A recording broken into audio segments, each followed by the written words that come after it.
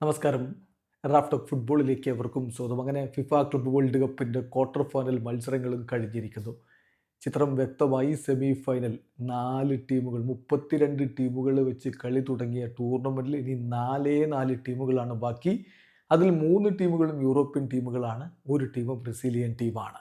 ആരൊക്കെ മുന്നോട്ട് പോകുമെന്നുള്ളതാണ് ഇനി കാത്തിരുന്ന് കാണേണ്ടത്. ആദ്യ സെമി ഫൈനൽ മത്സരം ജൂലൈ 8-നാണ് എന്ന് പറയുമ്പോൾ ചൊവ്വാഴ്ച. ഇന്ത്യൻ സമയം പറയുമ്പോൾ ബുധനാഴ്ച പുലർച്ചെ 12:30 ആ കളി. ഫ്ലുമിനൻസും ചെൽസിയും തമ്മിലാണ് ഏറ്റുമുട്ടുന്നത്. ക്വാർട്ടർ ഫൈനലിൽ അൽ ഹിലാലിനെ 2-1 തോൽപ്പിച്ചാണ് ഫ്ലുമിനൻസ് മുന്നോട്ട് വന്നതെങ്കിൽ മറ്റൊരു ബ്രസീലിയൻ ക്ലബ്ബായ പാൽമിറാസിനെ 2-1 തോൽപ്പിച്ചിട്ടാണ് ചെൽസി മുന്നോട്ടേക്ക് കയറിയത്. വീണ്ടും ചെൽസിക്ക് ബ്രസീലിന് എതിരാളികൾ. പക്ഷേ ഇത്തവണ എതിരാളികളുടെ കൂട്ടത്തിൽ അവരുടെ പ്രിയപ്പെട്ട മുൻ താരം തിയാഗോ സിൽവയുമുണ്ട്. എന്തായാലും മികച്ച ഒരു പോരാട്ടം നമ്മൾ കാണാൻ പോകുന്നു എന്നർത്ഥം. അത് ചൊവ്വാഴ്ച രാത്രിയാണ്. ഇന്ത്യൻ സമയം പറയുമ്പോൾ ബുധനാഴ്ച പുലർച്ചെ 12:30 ജൂലൈ 9-നാണ് കളി.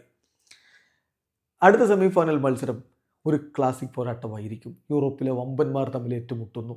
യുവേഫ ചാമ്പ്യൻസ് ലീഗിൻ്റെ ചരിത്രത്തിൽ ഏറ്റവും അധികം തവണ കിരീടം ചൂടിയ ടീമും യുവേഫ ചാമ്പ്യൻസ് ലീഗിലെ ഇപ്പോഴത്തെ കിരീട ജേതാക്കളായ ടീമും തമ്മിലാണ് കളി.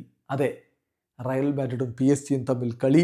ജൂലൈ 9-ന് ബുധനാഴ്ചയാണ് ആ മത്സരം. ഇന്ത്യൻ സമയം പറയുമ്പോൾ ജൂലൈ 10-ന് വ്യാഴാഴ്ച പുലർച്ചെ 12:30 ആ കളി നടക്കും. ആര് മുന്നോട്ട് പോകും എന്നുള്ളത് കാത്തിരുന്ന് കാണാം.